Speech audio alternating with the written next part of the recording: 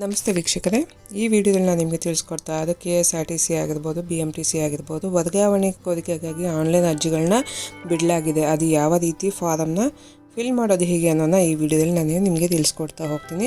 Detail ಆಗಿ ಇದ್ರ ಬಗ್ಗೆ ತಿಳಿಸ್ಕೊಡ್ತೀನಿ. ಏಕೆಂದರೆ ಏನೆಲ್ಲ ಡಾಕ್ಯುಮೆಂಟ್ ಬೇಕಾಗುತ್ತೆ, ಯಾವ ಡಾಕ್ಯುಮೆಂಟ್ ಅಪ್ಲೋಡ್ ಮಾಡಬೇಕಾಗತ್ತೆ, ಯಾವ ರೀತಿ ಫಾರಮ್ನ ಫಿಲ್ ಮಾಡಬೇಕಾಗತ್ತೆ, ಮತ್ತು ಇದಕ್ಕೆ ಸೂಚನೆಗಳನ್ನ ಏನೆಲ್ಲ ಬಿಡಲಾಗಿದೆ, ಇದನ್ನ ಯಾವ ರೀತಿ ಫಿಲ್ ಮಾಡಬೇಕು ಅಂದರೆ ಏನೆಲ್ಲ ಅರ್ಹತೆ ಇರಬೇಕಾಗತ್ತೆ ಅನ್ನೋದನ್ನ ಪ್ರತಿಯೊಂದು ಕೂಡ ನಿಮಗಿಲ್ಲೇ ತಿಳಿಸ್ಕೊಡ್ತಾ ಹೋಗ್ತೀನಿ. ನೋಡ್ತಾ ಇರ್ಬೋದು, ರಾಜ್ಯ ರಸ್ತೆ ಸಾರಿಗೆ ನಿಗಮದ ದರ್ಜೆ 3 ಮೇಲ್ವಿಚಾರಕೇತರ ಮತ್ತು ದರ್ಜೆ 4 ನೌಕರರ ಅಂತರ ನಿಗಮ ವರ್ಗಾವಣೆ ಕೋರಿಕೆಗಾಗಿ ಆನ್ಲೈನ್ ಅರ್ಜಿ ಭರ್ತಿ ಮಾಡುವ ಕುರಿತಂತೆ ಅವಶ್ಯಕ ಸೂಚನೆಗಳು ಒಂದು ತೋರಿಸಲಾಗಿದೆ.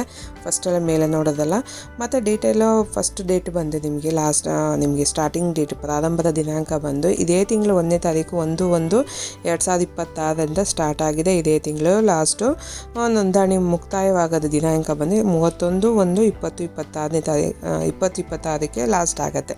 ನೋಡೋದಲ್ಲ ಯಾವ ಲಾಸ್ಟ್ ಡೇಟ್ ಅಂದ್ಬಿಟ್ಟು ಇವಾಗ ಕೆಳಗಡೆ ಸುತ್ತೋಲೆಗಳಲ್ಲಿ ಏನೆಲ್ಲ ತಿಳಿಸಲಾಗಿದೆ, ಓದಿ ಅರ್ಥೈಸ್ಕೊಳ್ಳೋದು ಏನಂತ ಇದೆ ಅಂತ ಅಂದ ಕೆಳಗಡೆ ಬಂದೆ ಡೀಟೇಲ್ ಆಗಿ ನೋಡ್ಬೋದು. ಇಲ್ಲಿ ಕೆಳಗಡೆ ಫಸ್ಟಾಗಿ ನೌಕರರು ವರ್ಗಾವಣೆ ಅರ್ಜಿ ಸಲ್ಲಿಸಿರ್ತಕ್ಕ ಮಾತ್ರಕ್ಕೆ ವರ್ಗಾವಣೆ ಹಕ್ಕು ಹೊಂದಿರುವುದಿಲ್ಲ ಅಂತ ತೋರಿಸಲಾಗಿದೆ. ಅದಾದಮೇಲೆ ಕನಿಷ್ಠ 10 ವರ್ಷ ನೀವು ಕೆಲಸ ಮಾಡಿದ ಎಕ್ಸ್ಪೀರಿಯನ್ಸ್ ಇರಬೇಕು, ಅಂಥವ್ರು ಮಾತ್ರ ಅಪ್ಲೈ ಮಾಡ್ಬೋದು. ಇಲ್ಲಾಂದರೆ ಏನಾದರೂ 40%ಕ್ಕಿಂತ ಹೆಚ್ಚಾಗಿ ಅಂಗವಿಕಲ ಆಗಿರೋಂಥವ್ರಿಗೆ ಮಾತ್ರ ವರ್ಗಾವಣೆ ಅಪ್ಲಿಕೇಶನ್ ಹಾಕೋದಕ್ಕೆ ಆಗಿರುತ್ತೆ. ಮತ್ತು ಯಾವುದೇದಂಥ ನಿಮ್ಮ ಶಿಸ್ತು ನಡತೆ ಬಗ್ಗೆ ಯಾವುದೇದಂಥ ಕೇಸ್ಗಳು ಇರಬಾರ್ದಾಗಿರುತ್ತೆ, ಇದ್ದರೆ ಅಂಥವ್ರು ಕೂಡ ಅಪ್ಲೈನ ಮಾಡೋದಕ್ಕೆ ಆಗೋದಿಲ್ಲ.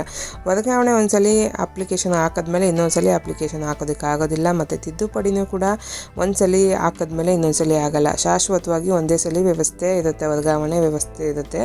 ಇನ್ನೊಂದ್ಸಲಿ ವರ್ಗಾವಣೆಗೆ ಕೋರಿಕೆಗಾಗಿ ಅಪ್ಲಿಕೇಶನ್ ಹಾಕೋದಕ್ಕಾಗಲ್ಲ. ಒಂದ್ಸಲಿ ಟ್ರಾನ್ಸ್ಫರ್ ಆಯಿತು, ಅಪ್ರೂವಲ್ ಆಯಿತು ಅಂದರೆ ಇನ್ನೊಂದ್ಸಲಿ ಆ ಥರ ನೀವು ಒಂದ್ಸಲಿ ಅಪ್ಲಿಕೇಶನ್ ಆಗಿ ಇನ್ನೊಂದು ರಿಜೆಕ್ಟ್ ಆಯಿತು, ಇನ್ನೊಂದ್ಸಲಿ ಅಪ್ಲಿಕೇಶನ್ ಹಂಗಲ್ಲ. ಒಂದ್ಸಲಿ ಅಪ್ಲಿಕೇಶನ್ ಆಗಿ ನಿಮಗೆ ಪ್ರೋಸೆಸ್ ಆಗಿ ಓಕೆ ಆಗಿ ನಿಮಗೆ ಟ್ರಾನ್ಸ್ಫರ್ ಆಗೋಯಿತು ಅಂತಂದಾಗ ನಿಮ್ಗೆ ಅದು ಬೇಕಾಗಿಲ್ಲ, ನನಗೆ ಅದಕ್ಕಿಂತ ಇದೇ ಚಂದ ಅಂತ ಅಂದ್ಬಿಟ್ಟು ನೀವು ಬಿಟ್ಬಿಟ್ರು ಕೂಡ ಅದಷ್ಟೇ ಆಮೇಲೆ ನಿಮಗೆ ಟ್ರಾನ್ಸ್ಫರ್ ಮಾಡ್ಕೊಳಕ್ಕಾಗಲ್ಲ ಅಂತ ಅಂದ್ಬಿಟ್ಟು.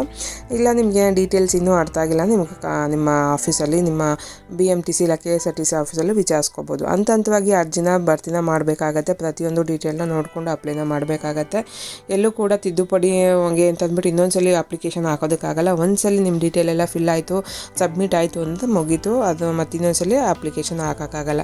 ಮತ್ತು ನೀವು ಇದನ್ನು ಆನ್ಲೈನಲ್ಲೇ ಅಪ್ಲೈನ ಮಾಡಬೇಕಾಗತ್ತೆ. ಎಲ್ಲೂ ನೀವು ಹೋಗಿ ತೊಗೊಂಡೋಗಿ ಅಲ್ಲಿ ಕೊಡಬೇಕು, ಅಲ್ಲಿ ಅಪ್ಲಿಕೇಶನ್ ಹಾಕಬೇಕು, ಇಲ್ಲಿ ಅಪ್ಲಿಕೇಶನ್ ಹಾಕಬೇಕು ಅಂತಿಲ್ಲ. ಆನ್ಲೈನಲ್ಲಿ ಈ ವಿಡಿಯೋ ನೋಡ್ಕೊಂಡು ನಿಮ್ಮ ಮನೆಯಲ್ಲೇ ಕೂತ್ಕೊಂಡು ನೀವು ಅಪ್ಲೈನ ಮಾಡ್ಬೋದಾಗಿರುತ್ತೆ. ನೋಡೋದಲ್ಲ, ಬನ್ನಿ ಇವಾಗ ಯಾವ ರೀತಿ ಅಪ್ಲೈನ ಮಾಡೋದು ಹೇಗೆ, ಫಸ್ಟು ಯಾವ ರೀತಿ ಲಾಗಿನ್ ಆಗೋದು ಹೇಗೆ ಅನ್ನೋದನ್ನ ತಿಳಿಸ್ಕೊಡ್ತೀನಿ. ಇವಾಗ ವಿಡಿಯೋನ ಶುರು ಮಾಡೋದಕ್ಕೂ ಮುಂಚೆ ಇನ್ನೂ ಯಾರೆಲ್ಲ ನನ್ನ ಚಾನಲ್ಗೆ ಸಬ್ಸ್ಕ್ರೈಬ್ ಆಗಲ್ಲ ಪ್ಲೀಸ್ ಸಬ್ಸ್ಕ್ರೈಬ್ ಆಗಿ ಬೆಲ್ ಐಕಾನ್ ಒತ್ತಿ ಅಂತ ಹೇಳ್ತಾ ಬನ್ನಿ ವಿಡಿಯೋನ ಶುರು ಮಾಡೋಣ. ಯಾವ ರೀತಿ ಲಾಗಿನ್ ಆಗೋದು ಅಂತ ತಿಳಿಸ್ಕೊಡ್ತೀನಿ. ಇದಕ್ಕೆ ಯಾವುದೇದಂಥ ಲಾಗಿನ್ ಇರೋದಿಲ್ಲ. ಜಸ್ಟ್ ನೀವು ಗೂಗಲ್ಗೆ ಹೋಗ್ಬಿಟ್ಟು ಇಂಟರ್ ಕಾರ್ಪೊರೇಷನ್ ಟ್ರಾನ್ಸ್ಪೋರ್ಟ್ ಅಂತ ಹಾಕಿ, ಇಲ್ಲ ಅಂತರ ನಿಗಮ ವರ್ಗಾವಣೆ KSRTC ಅಂತ ಹಾಕಿ ಸರ್ಚ್ ಕೊಟ್ಟರೆ ಲಿಂಕ್ ಓಪನ್ ಆಗುತ್ತೆ. ನೋಡ್ತಾ ಇರ್ಬೋದು, ಇಂಟರ್ ಕಾರ್ಪೊರೇಷನ್ ಟ್ರಾನ್ಸ್ಪೋರ್ಟ್ ಅಂತ ಹಾಕಿ ಸರ್ಚ್ ಕೊಟ್ಟಿದ್ದೀನಿ. ಸರ್ಚ್ ಕೊಟ್ಟಿದ ತಕ್ಷಣ ಫಸ್ಟ್ ಲಿಂಕ್ ಓಪನ್ ಆಗಿದೆ. ಆ ಲಿಂಕ್ನ ಡಿಸ್ಕ್ರಿಪ್ಷನ್ ಹಾಕಿ ಚೆಕ್ ಮಾಡ್ಬೋದು. ಅದ್ರ ಮೇಲೆ ಕ್ಲಿಕ್ನ ಮಾಡಿದ ತಕ್ಷಣ ಮೇನ್ ಪೇಜ್ ಈ ಥರ ಓಪನ್ ಆಗುತ್ತೆ. ಇದೆಲ್ಲ ಡೀಟೇಲ್ ಆಲ್ರೆಡಿ ನಿಮಗೆ ತಿಳಿಸ್ಕೊಟ್ಟಿದ್ದೀನಿ, ನೋಡ್ಬೋದು. ಇದನ್ನೆಲ್ಲ ಡೀಟೇಲ್ ನೀವು ಇನ್ನೊಂದ್ಸಲಿ ನೀಟಾಗಿ ಡೀಟೇಲಾಗಿ ಓದ್ಕೊಂಡು ಕೆಳಗಡೆ ಬಂದರೆ ಲಾಸ್ಟಾಗಿ ಬಂದರೆ ಇಲ್ಲಿ ಇದೆಲ್ಲ ಒಂದ್ಸಲಿ ಚೆಕ್ ಮಾಡ್ಕೊಂಡು ಬನ್ನಿ. ಅದಾದಮೇಲೆ ಇಲ್ಲಿ ಲಾಸ್ಟಲ್ಲಿ ನಾನು ಮೇಲೆ ತಿಳಿಸಿರುವ ಸೂಚನೆಗಳು ಮತ್ತು ಸುತ್ತೋಲೆಗಳನ್ನು ಓದಿ ಅರ್ಥೈಸಿಕೊಂಡಿರುತ್ತೇನೆ ಅಂತ ಇದಿಲ್ಲ ಡೀಟೇಲ್ಸು. ಅದನ್ನು ಚೆಕ್ ಬಾಕ್ಸ್ ಮೇಲೆ ಕ್ಲಿಕ್ನ ಮಾಡಿದ ತಕ್ಷಣ ನಿಮಗೆ ನೆಕ್ಸ್ಟ್ ಈ ಥರ ಆಪ್ಷನ್ ಓಪನ್ ಆಗುತ್ತೆ. ಇಲ್ಲಿ ನೋಡ್ಬೋದು, 2 ಆಪ್ಷನ್ ಕ್ಲಿಕ್ ಇರೋಂಥ ಆಪ್ಷನ್ ಓಪನ್ ಆಗಿದ್ದಿಲ್ಲ. ಫಸ್ಟ್ ಬಂದಮೇಲೆ ಅಂತರ ನಿಗಮ ವರ್ಗಾವಣೆ ಅಂತಿದೆ, ಅದ್ರ ಮೇಲೆ ಕ್ಲಿಕ್ನ ಮಾಡ್ಕೋಬೇಕಾಗತ್ತೆ. ಕ್ಲಿಕ್ ಆಗಿದ ತಕ್ಷಣ ನಿಮಗೆ ನೆಕ್ಸ್ಟ್ ಪೇಜ್ ಥರ ನೋಡ್ತಾ ಇರ್ಬೋದು, ಓಪನ್ ಆಗಿದೆ. ಇವಾಗ ಇಲ್ಲಿ ಯಾವ ರೀತಿ ಅಪ್ಲಿಕೇಶನ್ನ ಫಿಲ್ ಮಾಡೋದು ಹೇಗೆ ಅನ್ನೋದನ್ನ ಡೀಟೇಲಾಗಿ ನಿಮಗೆ ತಿಳಿಸ್ಕೊಡ್ತೀನಿ. ಪೂರ್ತಿಯಾಗಿ ಇದೊಂದು ಪೇಜ್ ಇಷ್ಟೇ ಇರುತ್ತೆ, ಈ ಫಾರಮ್ ಅಷ್ಟೇ ಫಿಲ್ ಮಾಡಬೇಕಾಗತ್ತೆ.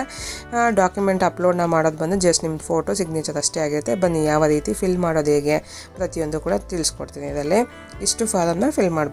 ನೋಡ್ತಾ ಇಲ್ಲ, ಮೇಲೆಯಿಂದ ಇದೊಂದು ಫಾರ್ಮ್ನ ಫಿಲ್ ಮಾಡಿ ಕರೆಕ್ಟಾಗಿ ನೋಡ್ಕೊಂಡು ಫಿಲ್ ಮಾಡಬೇಕು. ಬನ್ನಿ ಯಾವ ರೀತಿ ಅಂತ ತಿಳಿಸ್ಕೊಡ್ತೀನಿ. ಫಸ್ಟಾಗಿ ವೈಯಕ್ತಿಕ ವಿವರಗಳು ಅಂತ ತೋರಿಸಲಾಗಿದೆ. ಇಲ್ಲಿ ಫಸ್ಟಲ್ಲಿ ಭವಿಷ್ಯ ನಿಧಿ ಸಂಖ್ಯೆ ಅಂತ, ಅಂದರೆ ಯಾರೇ BMTC KSRTC ಕೆಲಸ ಮಾಡ್ತಾ ಇರ್ಬೋದು ಅಂಥವ್ರಿಗೆ PF ನಂಬರ್ ಅಂತ ಕೊಟ್ಟಿರ್ತಾರೆ, ಆ ನಂಬರ್ನ ಹಾಕ್ಕೋಬೇಕಾಗತ್ತೆ. ಮತ್ತು ಹೆಸರು, ಮೊಬೈಲ್ ನಂಬರು, ಹುಟ್ಟಿದ ದಿನಾಂಕ, ಆಧಾರ್ ಕಾರ್ಡ್ ನಂಬರು, ಪಾನ್ ನಂಬರ್ನ ಹಾಕ್ಕೋಬೇಕಾಗತ್ತೆ.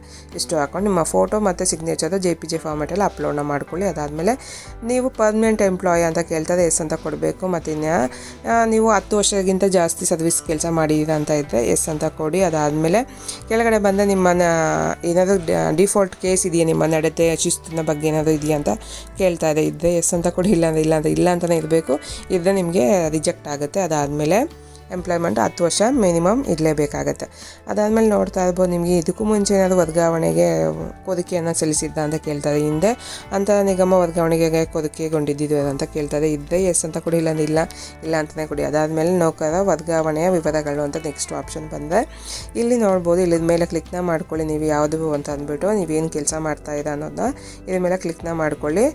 ಫಸ್ಟ್ ಒನ್ನು ಬಂದು ಪ್ರಸ್ತುತ ಕಾರ್ಯನಿರ್ವಹಿಸುವ ನಿಗಮ ಸೆಲೆಕ್ಟ್ನ ಮಾಡ್ಕೊಳ್ಳಿ. ವಿಭಾಗದ ಕಚೇರಿ, ಯಾವ ಕಚೇರಿಯಲ್ಲಿ ಕೆಲಸ ಮಾಡ್ತಾ ಇರೋ BMTC ಯಾವ್ದಲ್ಲಿ ಕೆಲಸ ಮಾಡ್ತಾರೆ BMTC ಅಂತ ಸೆಲೆಕ್ಟ್ನ ಮಾಡ್ಕೊಂಡಿರೋದ್ರಿಂದ BMTC ಅದ್ರ ಬಗ್ಗೆ ಡೀಟೇಲ್ಸ್ ಕೇಳ್ತಾರೆ. ಮತ್ತು ಯಾವ ಡಿಪೋ ಅಂತ ಕೇಳ್ತಾ ಇದೆ, ಡಿಪಾರ್ಟ್ಮೆಂಟ್ ಯಾವ ಕಚೇರಿ ಯೂನಿಟ್ ಡಿಪಾರ್ಟ್ಮೆಂಟ್ ಯಾವುದು ಅಂತ ಕೇಳ್ತಾ ಇದೆ, ಅದನ್ನ ಹಾಕ್ಕೊಳ್ಳಿ. ಅದಾದಮೇಲೆ ಪ್ರಸ್ತುತ ಧಾರಣೆ ಮಾಡ್ತಿರುವ ಹುದ್ದೆ ಯಾವುದು, ನೀವು ಕಾನ್ಸ್ಟೇಬಲ್ ಅಂತ ನೀವು ಇವಾಗ ಏನು ಕಂಡಕ್ಟರ್ ಆಗಿದ್ದೀರಾ, ಡ್ರೈವರ್ ಆಗಿದ್ದೀರಾ, ಎರಡೂ ಏನು ಇಲ್ಲಿ ಕೆಲಸ ಮಾಡ್ತಾರನ್ನ ಸೆಲೆಕ್ಟ್ನ ಮಾಡ್ಕೋಬೇಕಾಗತ್ತೆ. ಪ್ರತಿಯೊಂದು ಕೂಡ ಇಲ್ಲಿ ನಿಮ್ಮ ಏನು ಕೆಲಸ ಮಾಡ್ತಾಯಿದ್ದೀರಾ ಅದು ಡೀಟೇಲ್ ಪ್ರಕಾರ ನೀವಿಲ್ಲಿ ಸೆಲೆಕ್ಟ್ನ ಮಾಡ್ಕೋಬೇಕಾಗತ್ತೆ. ನೇಮಕಾತಿಯ ದಿನಾಂಕನ ಸೆಲೆಕ್ಟ್ನ ಮಾಡ್ಕೊಳ್ಳಿ. ಅದಾದಮೇಲೆ ಪರೀಕ್ಷಾರ್ಥಕ ದಿನಾಂಕ ಯಾವುದು ಡೇಟು ಅನ್ನೋದನ್ನ ಸೆಲೆಕ್ಟ್ನ ಮಾಡ್ಕೊಳ್ಳಿ.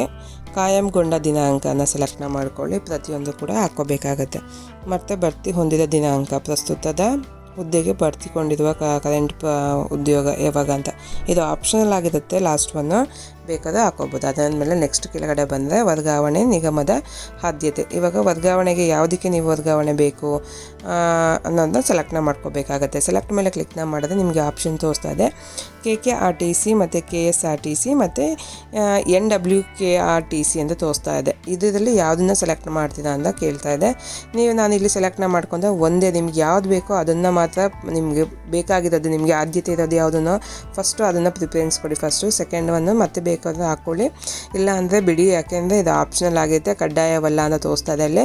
ಯಾಕೆಂದರೆ ನಿಮ್ಗೆ ಯಾವ್ದು ಬೇಕು, ನಿಮಗೆ ಇದರಲ್ಲೇ ಬೇಕಾಗಿದೆ, ನಿಮಗೆ ಇದು ಬಿಟ್ಟು ಬೇರೆ ಯಾವುದು ಬೇಡ ಅಂತಂದರೆ ಒಂದನ್ನೇ ಬೇಕಾದ್ರೆ ನೀವು ಸೆಲೆಕ್ಟ್ನ ಮಾಡ್ಕೋಬೋದು. ನಾನಿಲ್ಲಿ ಒಂದನ್ನೇ ಸೆಲೆಕ್ಟ್ನ ಮಾಡ್ಕೊಂಡು ನೆಕ್ಸ್ಟಿಗೆ ಬಂದಿದ್ದೀನಿ ನೋಡ್ಬೋದು. ನೆಕ್ಸ್ಟ್ ಬಂದ ವರ್ಗಾವಣೆಯಲ್ಲಿ ಮೀಸಲಾತಿ ಅಂತ ಕೇಳ್ತಾ ಇದೆ ಕೆಳಗಡೆ. ನೆಕ್ಸ್ಟ್ ಆಪ್ಷನ್ ಇಲ್ಲಿ ನೀವು ಕಲ್ಯಾಣ ಕರ್ನಾಟಕ ಕೋಟದಲ್ಲಿ ಬೇಕು ಅಂತ ಕೇಳೋದ್ರಿಂದ ಹೌದು ಅಂತ ಕೊಡಬೇಕಾಗತ್ತೆ. ಹೌದು ಅಂತ ಯಾಕೆಂದರೆ ನಾನು ತೊಗೊಂಡಿರೋದೇ KK ಅಂತ ಇರೋದ್ರಿಂದ ಕಲ್ಯಾಣ ಕರ್ನಾಟಕ ತೊಗೊಂಡಿದ್ದೀನಿ. ಅದಾದಮೇಲೆ ಇಲ್ಲಿ ಡೇಟ್ ಕೇಳ್ತಾ ಇದೆ. ಕಲ್ಯಾಣ ಕರ್ನಾಟಕ ಪ್ರಮಾಣ ಪತ್ರನ ಇರಬೇಕಾಗತ್ತೆ, ನಿಮ್ಮ ಹತ್ರ ಸರ್ಟಿಫಿಕೇಟ್ ಇರಬೇಕಾಗತ್ತೆ. ಆ ಸರ್ಟಿಫಿಕೇಟ್ನ ದಿನಾಂಕ ಯಾವಾಗ ನೀವು ಅಪ್ಲೈ ಮಾಡಿದ ದಿನಾಂಕ ಅದ್ರಲ್ಲಿ ಸರ್ಟಿಫಿಕೇಟಲ್ಲಿ ಇರುತ್ತೆ ಡೇಟು, ಆ ಡೇಟ್ನ ಇಲ್ಲಿ ಮೆನ್ಷನ್ನ ಮಾಡ್ಕೋಬೇಕಾಗತ್ತೆ. ಆ ಡೇಟ್ನ ಮತ್ತು ಸಬ್ಮಿಟ್ ಮಾಡಬೇಕಾದ್ರೆ ನೀವು ಇದೆಲ್ಲ ಡಾಕ್ಯುಮೆಂಟು ಏನೆಲ್ಲ ಕೊಟ್ಟಿದ್ದೀರ ಅಪ್ಲೈ ಮಾಡಬೇಕಾದ್ರೆ ನಿಮ್ಮದು ಡಾಕ್ಯುಮೆಂಟ್ ಎಲ್ಲ ಎಂಟ್ರಿ ಮಾಡಿರ್ತೀರಲ್ಲ ಆ ಡಾಕ್ಯುಮೆಂಟ್ ಎಲ್ಲ ಅಲ್ಲಿ ಕೊಡಬೇಕಾಗತ್ತೆ. ಕರೆಕ್ಟಾಗಿ ನೋಡಿಕೊಂಡು ಅಪ್ಲೈ ಮಾಡಬೇಕಾಗತ್ತೆ. ಅದಾದಮೇಲೆ ಪತ್ನಿ ಅದೇ ಏನಾದರೂ ಕೇಸ್ ಇದೆಯಾ ಅಂತ ಕೇಳ್ತಾ ಇದೆ, ನೋಡ್ಕೊಂಡು ಹಾಕ್ಕೊಳ್ಳಿ. ಅದಾದಮೇಲೆ 40% ಅಂಗವಿಕಲ ಇದೆಯಾ, ಡಿಸಬಿಲಿಟಿ ಇದೆಯಾ ಅನ್ನೋದ್ರೆ ನೋಡ್ಕೊಂಡು ಚೆಕ್ ಬಾಕ್ಸ್ ಮೇಲೆ ಕ್ಲಿಕ್ನ ಮಾಡ್ಕೊಳ್ಳಿ. ಅದಾದಮೇಲೆ ಲಾಸ್ಟು ಇದೆಲ್ಲ ಚೆಕ್ ಬಾಕ್ಸ್ ಮೇಲೆಲ್ಲ ನೋಡ್ಕೊಂಡು ಕೆಳಗಡೆ ಬಂದರೆ ಘೋಷಣೆ ಅಂತ ಇದೆ ಲಾಸ್ಟಲ್ಲಿ. ಘೋಷಣೆ ಎಲ್ಲ ಕ್ಲಿಕ್ನ ಮಾಡೋದಕ್ಕೂ ಮುಂಚೆ ಕೆಳಗಡೆ ಲಾಸ್ಟಲ್ಲಿ ಯಾವುದು ಅದನ್ನು ತಿಳಿಸಲಾಗಿ ಒಂದ್ಸಲಿ ಕರೆಕ್ಟಾಗಿ ನೋಡ್ಕೊಳ್ಳಿ ಅಂತ ತಿಳಿಸಲಾಗಿದೆ. ಒಂದ್ಸಲಿ ಮೇಲೆಯಿಂದ ಒಂದ್ಸಲಿ ಚೆಕ್ ಮಾಡ್ಕೊಳ್ಳಿ ಎಲ್ಲ ಕರೆಕ್ಟಾಗಿದೆಯೋ ಅಲ್ವೋ ಅಂತ. ನೀವೇನೆಲ್ಲ ಡೀಟೇಲ್ ಕೊಟ್ಟಿದ್ದೀರಲ್ಲ ಈ ಡೀಟೇಲ್ ಎಲ್ಲ ಕರೆಕ್ಟಾಗಿದೆಯಲ್ಲ ಒಂದ್ಸಲ ಚೆಕ್ ಮಾಡ್ಕೊಳ್ಳಿ. ನೋಡಿ ಲಾಸ್ಟಲ್ಲಿ ಕೊಡಲಾಗಿದೆ.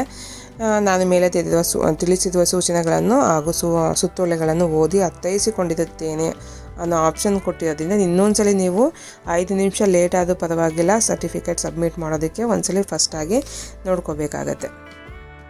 ನೋಡೋದಲ್ಲ ಫಸ್ಟಾಗಿ ನೋಡ್ಕೊಂಡು ಅದಾದಮೇಲೆ ಲಾಸ್ಟ್ ಸಲ್ಲಿಸಿ ಅಂತಿದ್ದಾರೆ, ಸಲ್ಲಿಸಿ ಮೇಲೆ ಕ್ಲಿಕ್ನ ಮಾಡಿ. ಕ್ಲಿಕ್ ಆಗಿದ ತಕ್ಷಣ ಸಕ್ಸಸ್ಫುಲ್ಲಾಗಿ ಸಬ್ಮಿಟ್ ಆಗಿದೆ. ಓಕೆ ಅಂತ ಕೊಟ್ಟರೆ ಅಲ್ಲಿ ನೋಡ್ಬೋದು ನಿಮ್ಮ ಅಕ್ನಾಲೇಜ್ಮೆಂಟ್ ಜನ್ರೇಟ್ ಆಗಿದೆ. ನೋಡೋದಲ್ಲ ಈ ಥರ ಅಪ್ಲಿಕೇಶನ್ ಹಾಕೋದು ಹೇಗೆ ಈಸಿಯಾಗಿ ಅಪ್ಲೈನ ಮಾಡ್ಬೋದು. ಯಾವುದೇ ಟೆನ್ಷನ್ ಬೇಡ. ಎಲ್ಲ ಡಾಕ್ಯುಮೆಂಟ್ ನಿಮ್ಮ ಹತ್ರ ಇದ್ಬಿಟ್ರೆ ಒಂದು 5 ನಿಮಿಷದಲ್ಲಿ ಅಪ್ಲಿಕೇಶನ್ನ ಹಾಕ್ಬೋದಾಗಿರುತ್ತೆ. ಎಷ್ಟು ಈಸಿಯಾಗಿ ನಿಮ್ಮ ಟ್ರಾನ್ಸ್ಫರ್ ನೀವೇ ಮನೇಲಿ ಕೂತ್ಕೊಂಡು ಟ್ರಾನ್ಸ್ಫರ್ಗೆ ಅಪ್ಲೈನ ಮಾಡ್ಬೋದಾಗಿದೆ. ಇದೇ ತಿಂಗಳು 31ಕ್ಕೆ ಲಾಸ್ಟ್ ಡೇಟ್ ಆಗಿರುತ್ತೆ. ಯಾರೆಲ್ಲ ಅಪ್ಲೈ ಮಾಡಬೇಕು ಇಂಟ್ರೆಸ್ಟ್ ಇರೋದು ಮೇಲೆ ಹಾಕ್ಕೋಬೇಕು ಅಂತಿರೋದು 10 ವರ್ಷ ಕನಿಷ್ಠ ನೀವು ಕೆಲಸ ಮಾಡಿ ಎಕ್ಸ್ಪೀರಿಯೆನ್ಸ್ ಇರಬೇಕಾಗತ್ತೆ. ಕನಿಷ್ಠ 10 ವರ್ಷ ಆಗಿರಬೇಕಾಗುತ್ತೆ. ಇನ್ನೂ ಕೆಲಸದಲ್ಲಿ ಇರಬೇಕಂತವರು ಟ್ರಾನ್ಸ್ಫರ್ಗೆ ಅಪ್ಲೈನ ಮಾಡ್ಬೋದಾಗಿರುತ್ತೆ.